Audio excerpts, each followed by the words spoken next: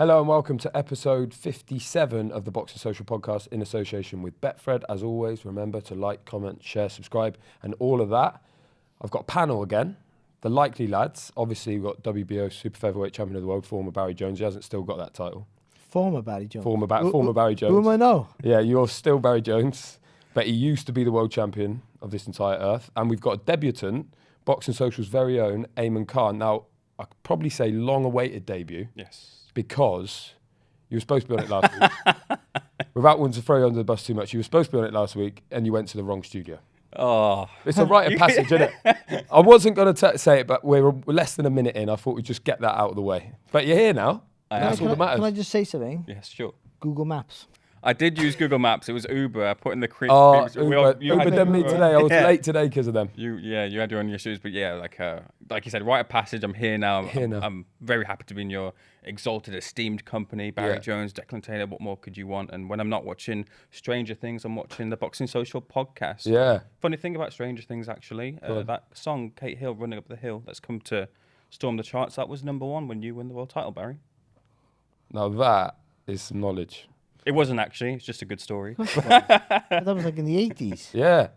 And then it came back as a Stranger Things, I don't know. which is a throwback. I think when I won a world title, I think #1 was Barbie Girl, something like that. Was it? It was "Candle in the Wind" by Elton John, but And you're our very own candle in the wind. I don't know. This is weird. And you're the candle in the wind. Are you the one I seen looking through my window last night? we celebrate every 19th of December. We celebrate because it's my mum's birthday, but I'll raise a glass to you this year. Oh, wicked. World title win. Yeah, thanks, man. I appreciate that. Okay, beautiful. Well, speaking of throwbacks, like Kate Bush running up that hill, we're going to talk about throwbacks today. Yes. Because we're going to look at the fight that hasn't been signed at the time of recording, but we're hearing it's going to be signed at some point in the next few hours. Who knows? You never know in boxing. It is Conor Benn against Chris Eubank Jr., which came out massively out of left field. It still is. It still sort of feels like it might just be some weird bargaining tool. And one of them is going to fight someone else. But also, in this weird old sport, it might just happen. Barry, what was your initial reaction to it when you saw the sort of rumours? Yeah, remember when they both, when Conor turned pro, because Chris Jr. had already been pro, Eubank, so you'd think, oh, wouldn't it be great if they could fight? You know, if they were too far away. You know, Eubank was a big middleweight going up to super middleweight in the end, and then got back down to middleweight, ironically. And you know, Ben was a super lightweight. Yeah. No, and you just thought it never. I know Ben's a welterweight now, but he's not a massive guy. Just thought that's never going to happen. And when I heard it, I just thought, first of all, I thought that's rubbish, ludicrous. Like how does that work out? But then I sort of think, you know, before super welter, light middle, it was called then, before that came into existence, welterweights always went at middleweight. Always, with no question, because they couldn't go anywhere else. So they had to go to middleweight. And so it's not out of the extreme as I first thought. But there's a massive gulf in size. And that's a worry, especially for someone like a Conor Benn who trades on speed as well, but strength, brute strength. No, he's got more guile than people give him credit for, I think, and that's been evident in his last few fights. Not the last one, because that was a blow-up, but the others, you know, split the Algeria fight, he used the jab really well, but that's not going to work against a bigger guy who has a fast hands and long levers as Eubank Jr. So, yeah, he has it all to do, doesn't he, if the fight happens? And I'm surprised it got made. Surprised more for that Ben took it, because I know it's going to be a huge money fight for both, but they're earning big money anyway, and Ben's going to earn big money wherever he goes, I would have thought. I just wonder whether there's pressure with promotional pressure or broadcasting pressure for him to take the fight. Not from the Zone, who were fabulous, by the way, because they're giving me work. Great company. Lovely guy. So and Sky as well. Don't forget, I tag every person who ever give me any work. And no, but you know, I wonder if that's maybe a pressure. Who knows? But yeah, I'm surprised he's taken it, because he's the one going in, you know, with a disadvantage. Back then, he felt like a kid as well. You mentioned then when he was 10 stone, he was a small, young, inexperienced 10 stone, and Eubank obviously wasn't. No, Things have changed now. And Eubank, you look at Eubank's career, he hasn't had great wins, to be honest. He boxed the Chudnov brother, the one wasn't as good, for an interim world title back in 2014. It was a long time ago. When did he box Billy Joe?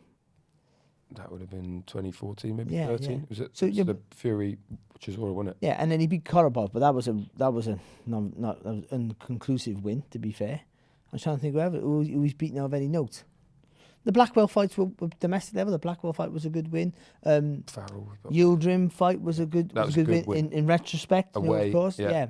And Abraham was an old athlete. Abraham, of course, I'm trying to think. I've written it down, but I don't want to look. Yeah, James DeGale. James DeGale's his big win. Chris Eubank. But that was a long old time ago, and there's no momentum off the back of it. And again, I think a faded, jaded DeGale. Faded, jaded, I like it. Get it on a T-shirt. It's brilliant, yeah. That's how I feel. Faded, jaded DeGale. See how he takes it. Yeah, but that'll be clipped up now by the idiot at Boxing Social, who does the social media. Faded, jaded DeGale. All right, Jake. Faded, jaded DeGale. I thought that'd be all over social now, and I'll have DeGale want to fill me in. But it's but actually, he hasn't been no one stellar. So you didn't think, who he's been in with, but actually, I'm not quite sure.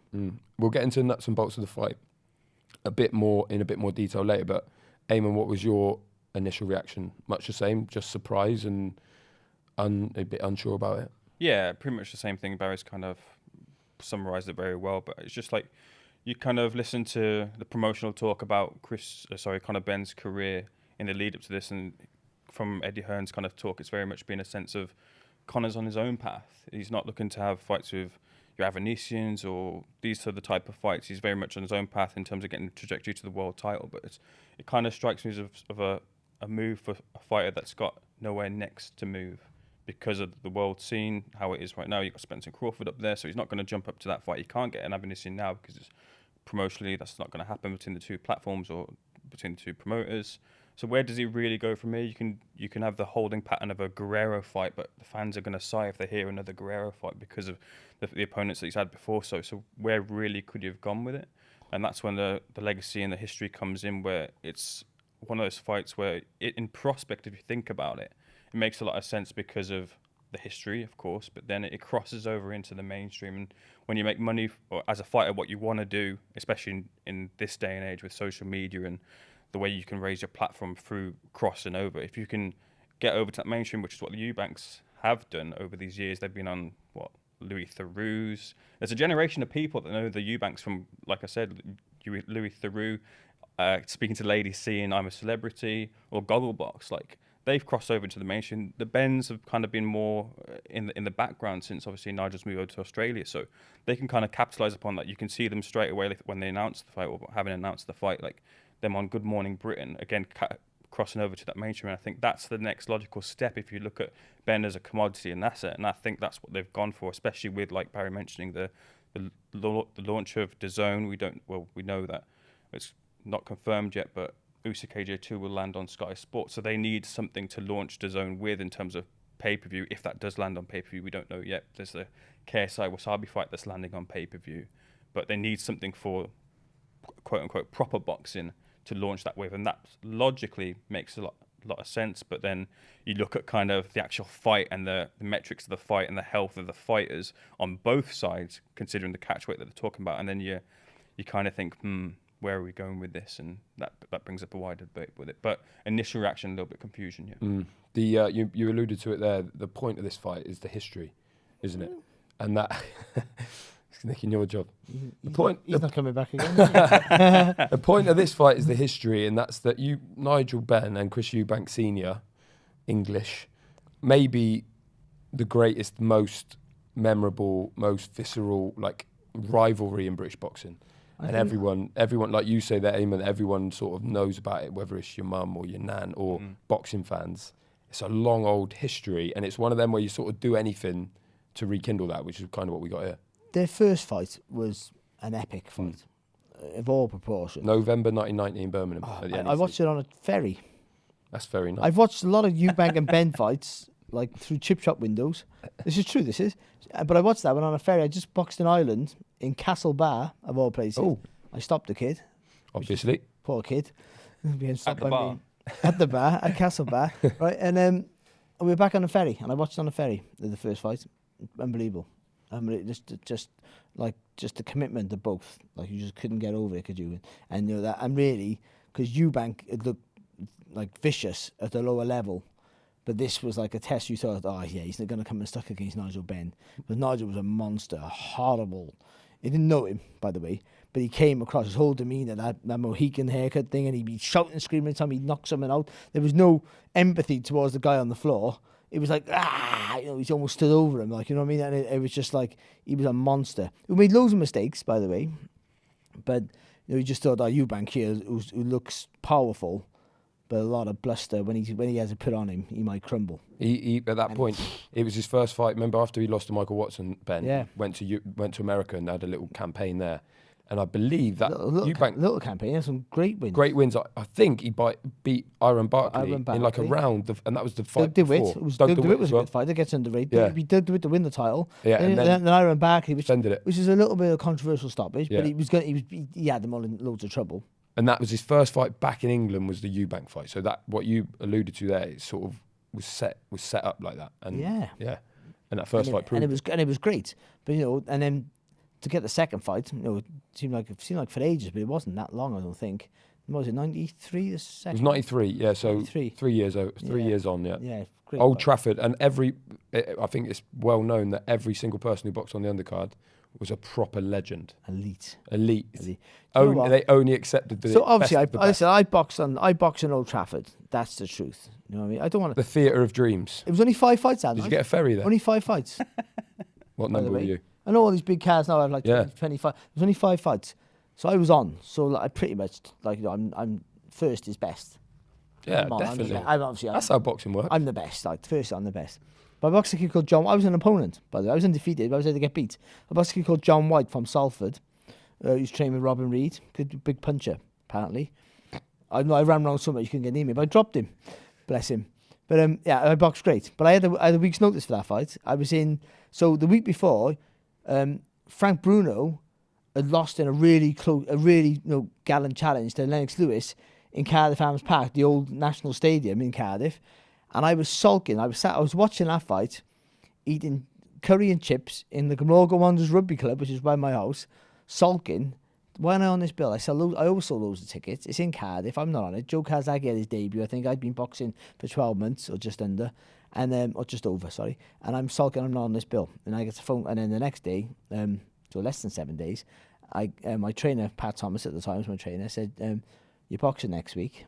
So that was fine. Okay, brilliant. In Old Trafford, on the Benn-Eubank undercard. I didn't know I was boxing. The whole career was like that. It was weird back then. If you didn't ask me, I'm boxing, yeah. And then pretty much a couple of days before, I said, "Who am I boxing?" A kid called John White. Okay, he sounds nice. And then he said he was like 6-0 or something, or I was 6-0, I can't remember, and he was like maybe he's about the same. And but I was there to get beat, and I beat him.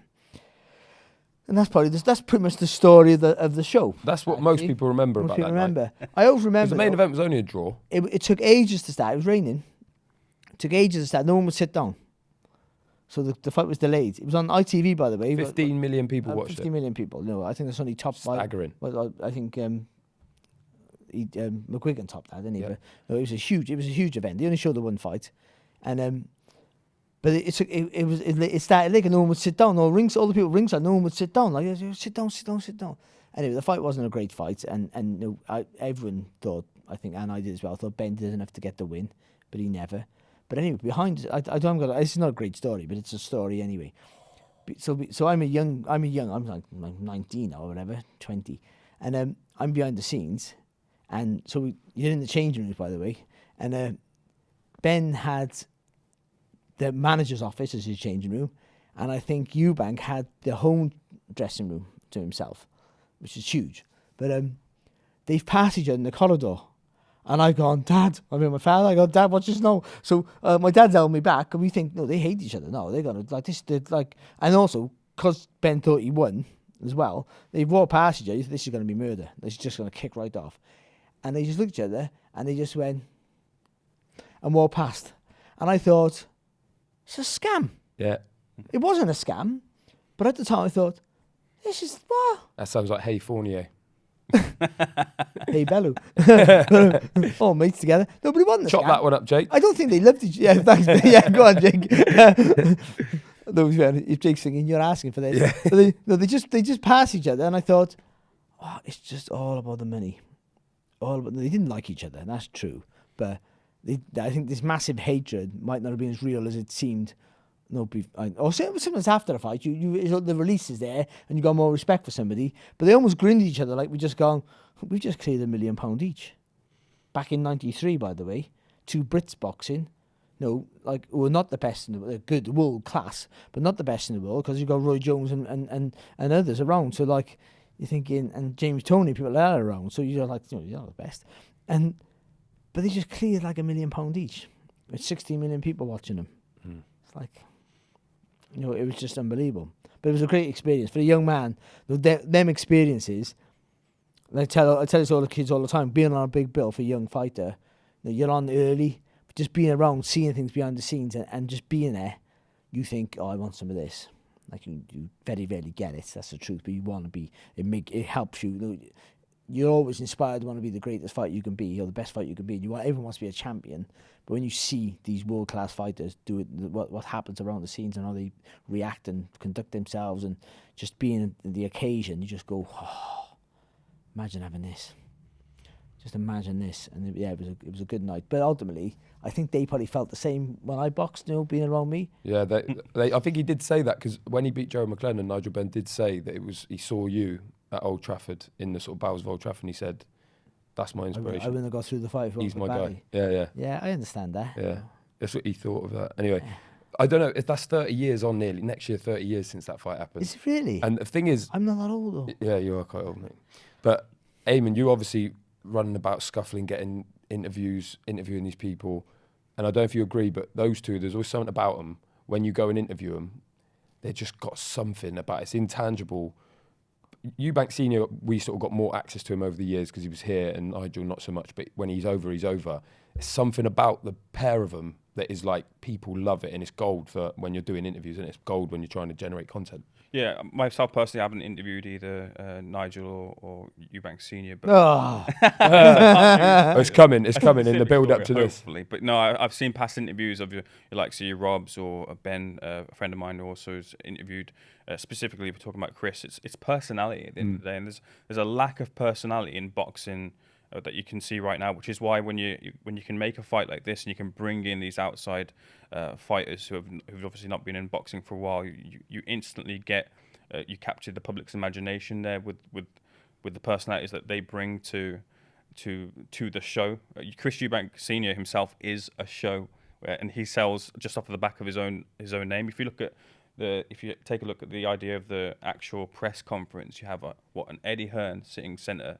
Then you have Chris Eubank Jr. to his left, Conor Benn on his right, then the two dads as well, and you got Roy Jones added into the mix. It's personality after personality after personality, and that's something that's been lacking in the sport for quite a while. You only really see the biggest likes your Tyson Fury's, Anthony Joshua, and then that's how kind of like your Jake Pauls have been able to really infiltrate because they've been able to project their personality across the sport, and that's what gets you up there. But yeah, Chris Eubank Senior, he's lightning in the bottle and gold in terms of being able to interview him, because you know that you can take, from what it looks like having seen these interviews with him, you can take the interview in any direction and he'll flow with that. Well, you say flow. I remember interviewing him once, asking him a question, and he literally waited, and I counted, he waited for 15 seconds. He paused and thought about his response for 15 seconds. And I'm like, he's taking the piss here.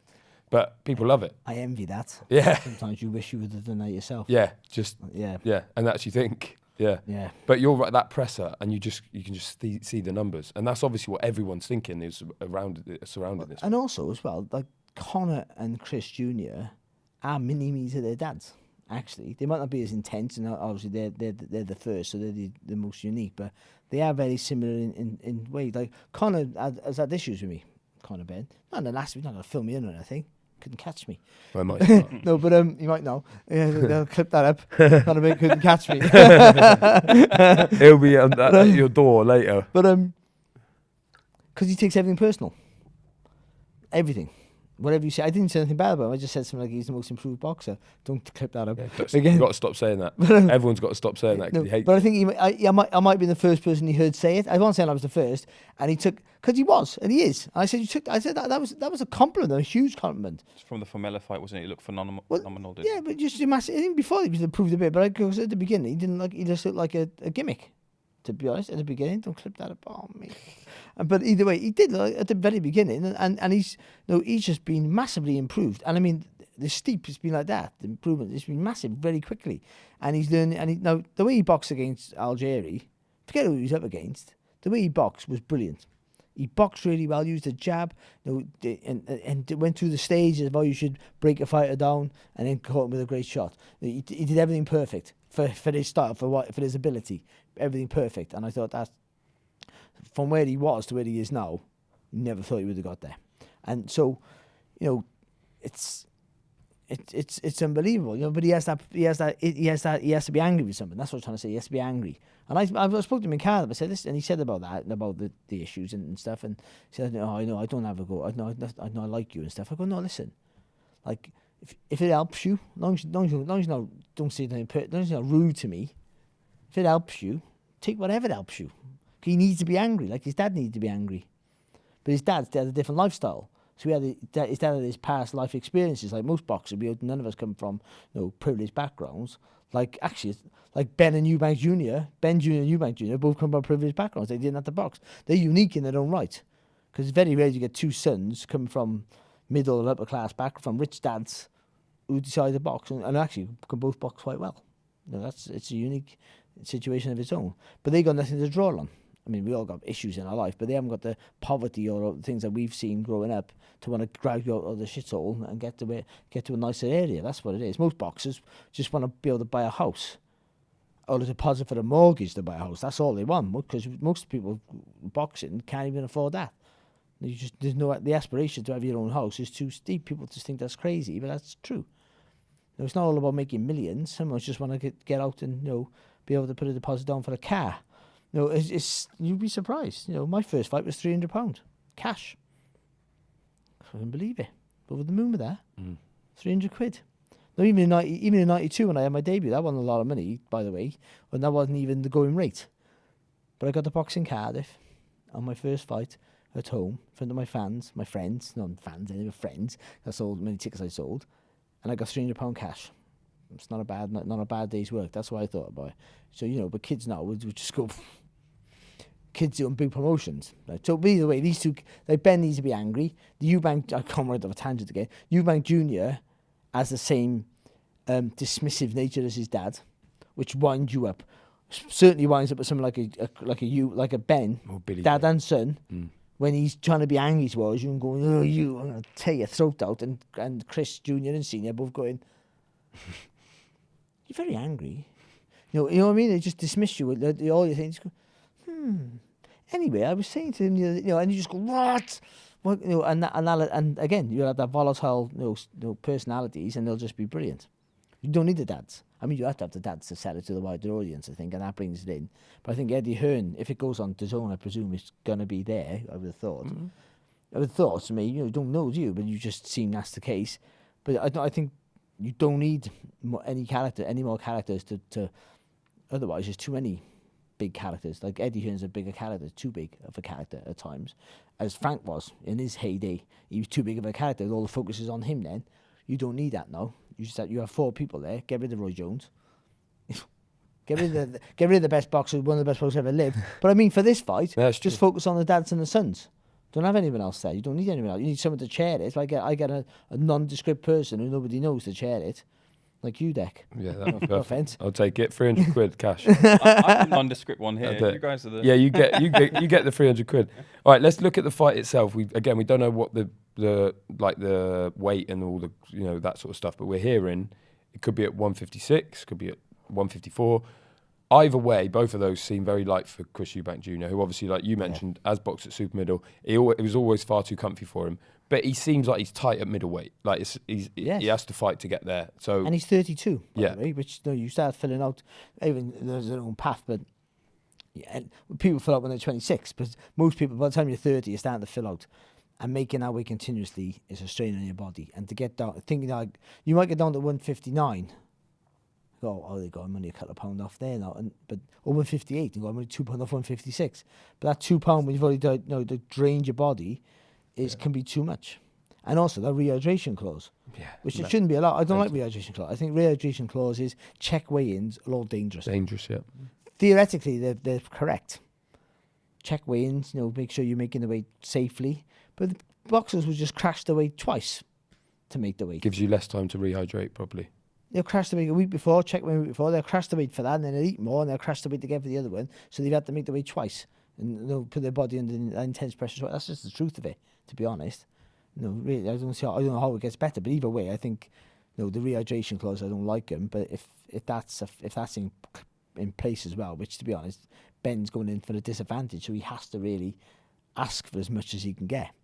You can't come in over to 165 or whatever. You can't come in overweight what I've come in at, because he probably puts on a stone. Come fight time. You'd be surprised how much the weight they put on boxers. Yeah, he said he was walking around at middleweight. He maybe even said he's. I think he's 12 stone. Yeah, but the day of the fight, he might put on a stone or 10 pounds or something like that, and, just naturally. So you'll probably say to Chris, you can't be a stone heavier. That's fair, but that might be a struggle for Chris. Ayman, would you see maybe this is sort of fight that Eubank will just take the financial penalty and come in over?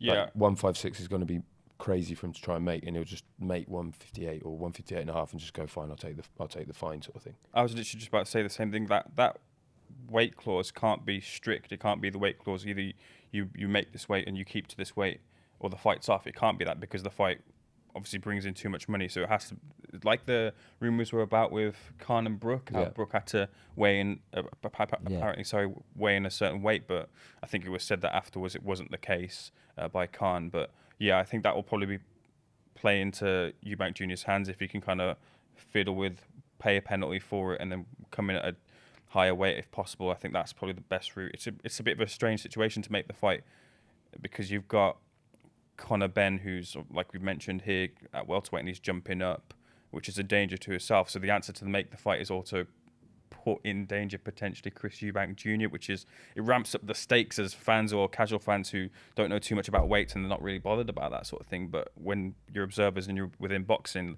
the stakes obviously jump up high, and you're looking at the health of the two fighters. So it's not strictly the right answer for the fighters, but for the fight it is. And to go back to your question, definitely I think Chris Eubank Jr. will pay. He's living it up, isn't he? With the poker winning, well, he ain't got skint, the money is he? for it. He's not skint, and he'll make a load for this. They should make the penalty huge though. I mean, too big. I'm sure they would. I mean, they'll go out $100 grand. I don't know. But he wouldn't agree to that though. Why would he agree to such a big penalty? Well, if he wants to fight, he wants to fight, doesn't he? I don't agree with any of it. I think you make the fight. I mean, it never happened years ago, but maybe it did. We just never knew, because we don't have the access we have now. But it's always happened. Ray Leonard versus Donny Lalonde.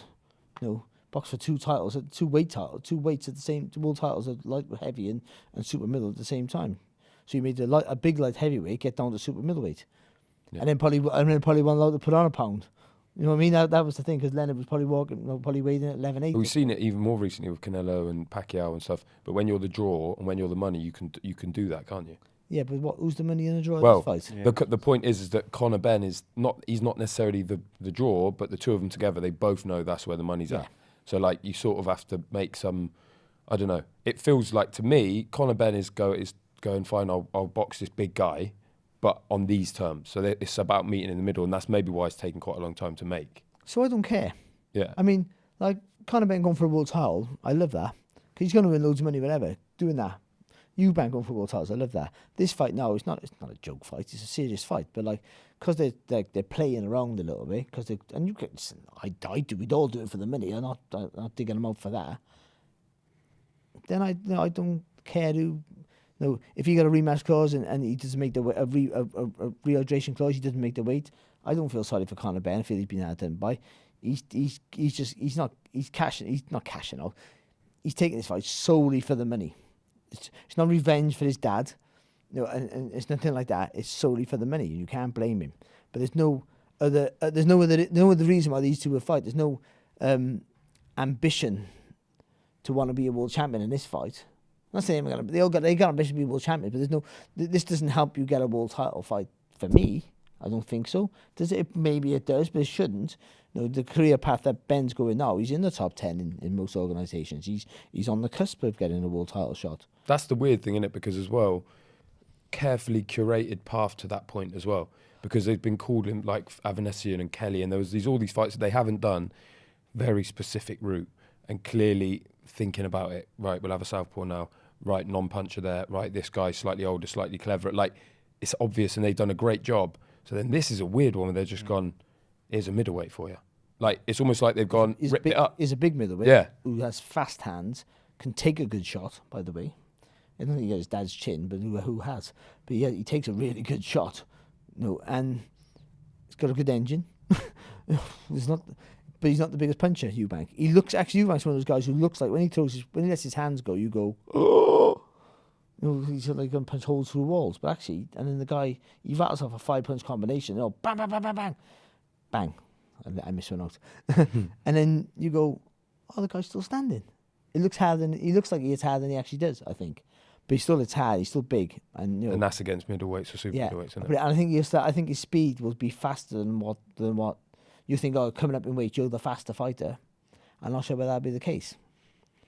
But Ben, I think he hasn't really had to prove it yet. But I got a feeling that Conor Ben has the same will to win as his dad. I don't know if you can pass that on, because you have that will to win through your life, or you brought up mainly. But I think he's got the same as his dad. I think he'll literally go through walls to win.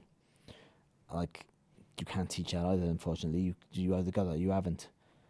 But I also think that Eubank might have inherited his dad's resilience as well, where you got to hit him with a sledgehammer to really, really, really make a dent. So yeah, it's a great fight. All of a sudden, it's a great fight, isn't it? It's weird. It has parallels for me. The one that last time I was surprised like this is when Kell Brook stepped up to fight Golovkin. Yeah, it was the same plot. Whoa, and that was another welterweight going and boxing a middleweight. And at the time, I remember being, well, it's win-win, isn't it? Because if he wins, he's a superstar. But if he loses, fine, and go back to welterweight. Now, what we know is that he got his eye socket smashed up. Yeah. He was never quite the same. And then against Errol Spence in the big fight for him at Bramall Lane, his other eye went. And we don't know if they were connected, whatever. But what we do know is there was some lasting damage. Yeah. So it's not just as simple as you might lose this fight, because it ain't a game of tennis. He could get hurt against a big middleweight. Is that a concern? Is it win-win? Or no loss?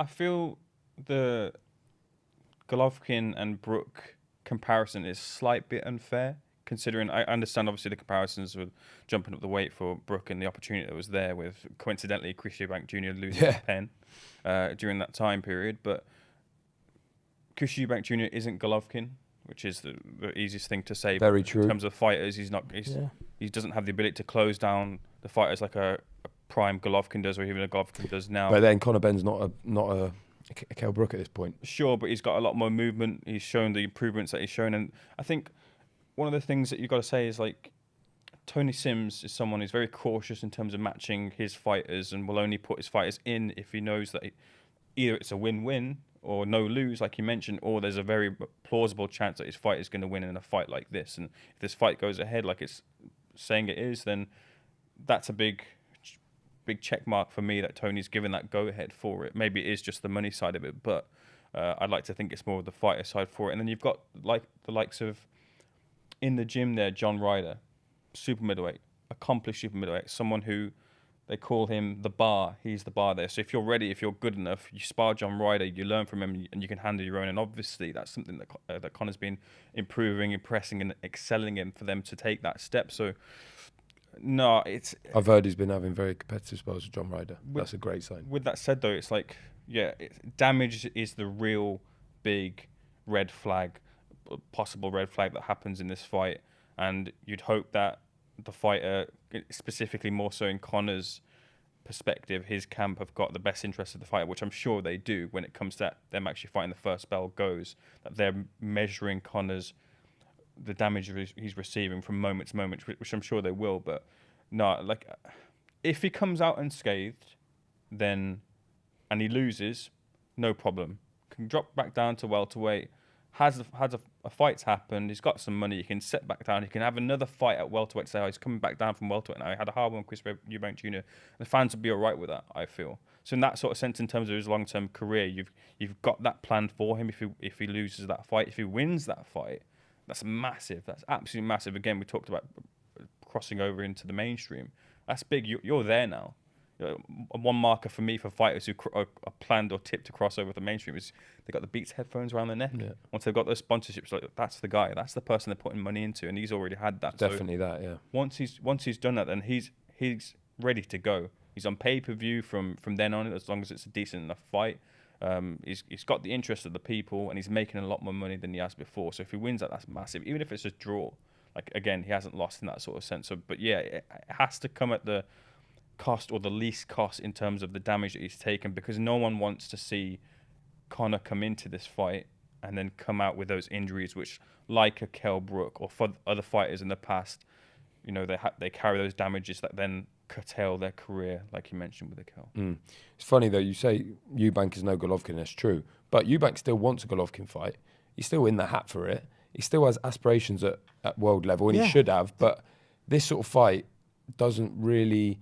There's no link then. It's a weird one. It's weird for Conor, but it's solely money. Is it lose then for Eubank? Yes, it's massive. I don't know. He doesn't gain. It's financially he gains, so it's a win-win in that respect.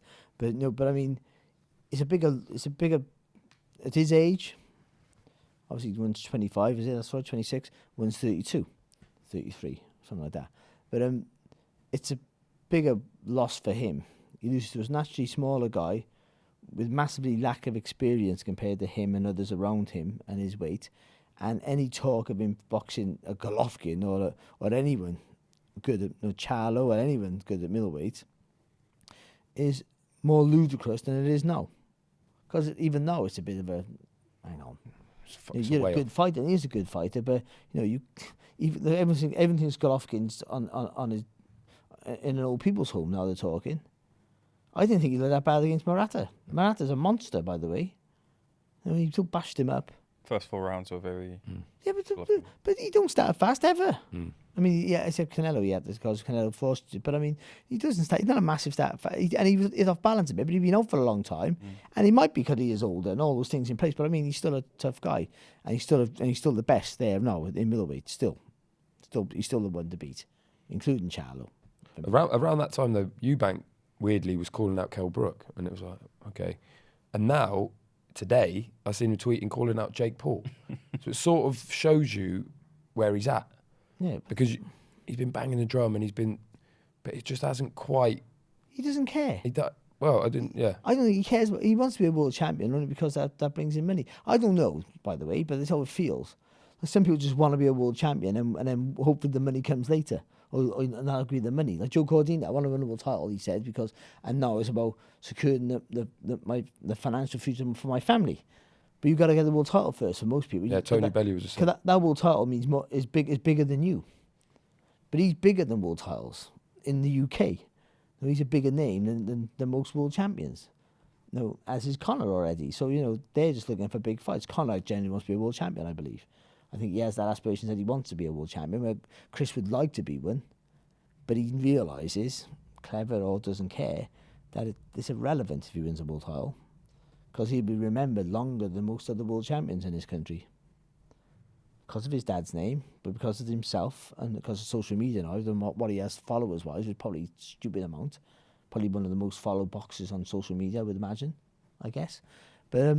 so it doesn't matter. That's his motivation. Financial motivation. Motivation. If it gets you, he gives everything. If he gets you up and you get trained, listen, he's conditioned. He's always ready for a fight. He dedicates himself, and he can fight. He's not the. I hate saying the word elite. That's all you youngsters make me say the word elite. But he's not top tier world class. I don't think he ever was. But but he's still a world class fighter right now. That will wane the longer it goes about, because he can't stay there forever. But, he's still a world-class fighter because he doesn't beat any world champions, I don't think. And Conor Benn, I feel like that with Conor Benn right now. He's sort of like a world-class fighter who doesn't beat any world champions. There's no shame in that. I'm not putting him down for that. Because it should be that hard to win a world title. Says me, who nicked one when no one was looking. But, but it should, though, isn't it? That's what it should be. That's what they both landed in those two divisions. It makes it real, but it makes it real then. Because if you do actually get the win, if he does box Golovkin and beat Golovkin, then he's won it. And there's no, hang on a minute, but you beat him, or you beat Charlo, you beat him. You beat the best, or top 2 best in the world. You beat him. No, there's no argument there. No, you beat the man, or one of the men nowadays. But No, not like a few other world champions like me. Well, you beat Ayman. You know, there's no proof he was a man. He just, you know what I mean? He's like, you know what I mean? Now, you beat somebody to win a world title, but who was he? Yeah. And that's like for too many world champions. But that's not his. I don't think that's Chris Eubank's goal. His ambition is to be in like, you know, big occasions, which is nothing wrong with that. No, he seems like big occasions, big money fights. He wants to fight Jake Paul. Everyone wants to box Jake. I want to box Jake Paul because it's a cash and out fight. And you also, as a genuine boxer who's good, you tend to think it's a big money fight, which is going to be easy. And that's how you feel it, don't you? You do, don't you? That's how it is. That's why the Tommy Fury, I think, has kept his name linked with him. I don't think he ever wants to fight Jake Paul. He just wants to keep his name linked with him. And you can't, but that's clever. Yeah. Because, you know, that keeps bringing the revenue in and sponsorships, and I don't know where I'm going. You've got to stop me now, please. Okay, well, let's before we wrap up, let's go through this then. Who wins, let's say, if the fight is made at middleweight? Easy one, both of you? Eubank. Yeah, Eubank, easy work. Okay, if it's made at 156, what happens in that fight, Barry? I think Eubank as well. Think he makes the weight? Stoppage? Let's just say he makes the weight. I don't think he stops Conor. I don't think he has that killer instinct. I hate saying the word killer in boxing. I don't think he has that instinct. I don't think he has that finishing instinct. I don't think he has it. It's fine. He didn't have with Williams. Williams was there to go the other month. He was there to go. He could have got rid of him. Now, Williams is a tough man, but I mean, he had issues going into that fight, which is his business. So he was there. He was there for the taking at some point, and he allowed him back into the fight. So yeah, again, points win. I think so. Either way, actually, I don't think Conor stops him either. But you know, I wouldn't underestimate Conor Benn. To be fair, I think I think he has a natural instinct and will, like his dad did, to do whatever he can to get the win. So sometimes people go far beyond, you know, that call of duty, and you'd be surprised at what they can produce. Ayman, what do you reckon at 56? I'm sort of going to half cover all bases here a little bit. Classic. I mean, yeah, no. That's the key when you're on a podcast. I don't want to say it about shithouse. You can't get it wrong. You can't get it wrong then. No, okay. I'll cover the bases and then I'll tell you what my pick just is. say it. Yeah, just say the base. Jake, clip this up, will you, son? And send it straight to Chris and Conor. No, so... Please don't say don't rule out the draw, because that's my line. I'll leave you with that Thank line you. for sure. No problem. Although I do like to predict draws as the hipster. Yeah, exactly. It's the hipster fan. pick. That's it, and you can win a lot of money with it. But no, like Barry was saying, I think Conor's speed for those first 4 to 6 rounds will keep him in that fight, which I can see him giving the problems with the evasion to Chris Eubank Jr., meaning that he can go through to maybe a points decision loss. Chris catching him. I think there would be some very hairy moments if Chris was to win the fight, causing damage to Conor in kind of as the fight progresses to the second half of the fight. But I think Conor's evasion for the first 6 will keep him kind of out of harm's way. So in that sort of sense, I can see Chris Eubank Jr. winning on points with some very hairy moments. But then again as well, like I think Conor does have the capacity to actually outbox Chris Eubank Jr. We've seen game plans with losses, for example, with George Groves, in the way that George Groves handled Chris Eubank Jr. He was able to keep him off the end of the jab. He had to, but the problem is, even with me saying that, is he had to trade at points, and Conor will have to trade at points, and that's the hairy moments that I'm talking about, which kind of lead me to think that eventually it will be a difficult period that he'll have to get through, like the adversity that you mentioned, the resilience that he'll have to show. So it might be one of those defeats for Conor where he comes out for it with a lot of gain because he showed that grit and heart, but ultimately it's a defeat. So actually, I'm not going to cover the bases. I don't think he gets knocked out, Conor. I think he survives, but he does have to hang on. I think Chris Eubank Jr. does get the win on points. Connor's chances are in the quiet moments when Eubank, like his dad used to take a walk. Yeah. Takes a walk, takes a break. You got to be on him when he wants to retreat. You got to make him work. Especially the new Eubank under Roy Jones. It is a slightly changed one. I think there is a bit more. There's lots of gaps there, but he can work on it. And he might have seen that thinking, I'm a busy fighter, and he's not. Though he throws a million punches, Eubank, he throws them when he wants to throw them, and he don't throw as many as he used to. So that might help him. He doesn't have the raw power of his dad. That's the problem he has. He has the resilience, not the raw power of his dad. So his dad used to throw that big right hand over the top, and because you knew he could hit you, throwing that big right hand over the top was a defensive move. It'd make you back up. Didn't really care if he hit you. He knew you were just going to move away from him. And Eubank doesn't have that fear with his punches as his dad did. So I think those quiet moments is where where Conor jumps on me. And then you can see him outworking him. Yep. And I think he has to trade. Conor wants him to trade. He doesn't want to be on the end of the punches, but he can't do what Groves did. He can't box out jab him because Groves is too big for him. Yeah, Groves' beautiful jab. Yeah. And he's got that pop, Groves, especially with the backhand, where he would always, and I wonder whether Conor's got that power at middleweight or even at 56. Yeah, time will tell. You don't know. You don't know. Yeah. And it might be that Conor holds a shot better. But even if you got a punch, he's up against a guy who can take a great shot. That's the difference. So, so he has to think about trying to outwork him. I think that's Conor's going to be tactic, and Chris is going to think I can just keep on the end of my jab, fast feet, fast movement, keep him looking for me. I think that's, and then slowly try and back him up. I think that's what Chris. First of all, just make Conor look for him, and I'll he should be able to keep Conor at the end of the jab. That's what he should be able to do. The size difference, and then with fast combinations, and then slowly try and push him back a bit. In the unlikely event it gets made at 54, probably light middleweight or super welter, as you like to say, because you're new school. Conor Benn wins that on points. Is that enough for him to is that enough to drain? I still think Eubank. I think the size either way. He's going to rehydrate enough. Yeah. I still think he's just big and strong, and I think all those things are going to go against Conor. Interesting. He's given away a lot. Yeah, you can't. Listen, good luck to him. You can't doesn't put a stain on him. I don't think he's given away a lot of advantages. That's the problem he has.